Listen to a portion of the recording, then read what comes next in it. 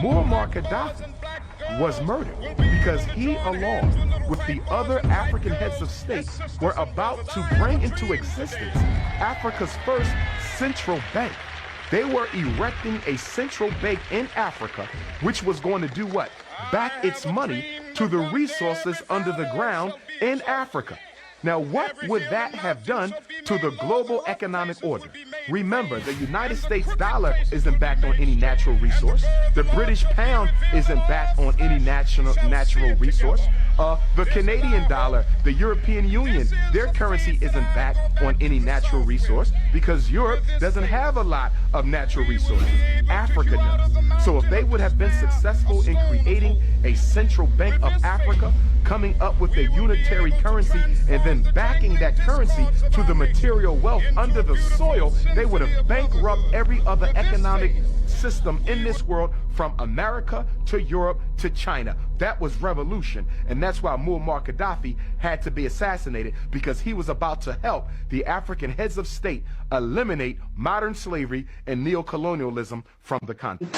But some are convinced intervention in Libya is all about currency, specifically Gaddafi's plan to introduce the gold dinar, a single African currency made from gold, a true sharing of the wealth. It's one of these things that you have to plan almost in secret, because as soon as you say you're going to change over from the dollar to something else, you're going to be targeted. There were two conferences on this, one in 96 and another one in the year 2000, called the World Mataba Conference, organized by Gadaffi. And everybody was interested, and I think most countries in Africa were keen. Gaddafi didn't give up. In the months leading up to the military intervention, he called on African and Muslim nations to join together to create this new currency that would rival the dollar and euro. They would sell oil and other resources around the world only for gold dinars.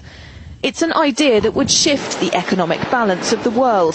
Countries' wealth would depend on how much gold they have, not how many dollars they trade. And Libya has 144 tons of gold. If Gaddafi had an intent to try to reprice his oil or whatever else the country was selling in the global markets and accept something else as a currency, his immediate dismissal and the need for other reasons to be brought forth for removing him from power. It's happened before.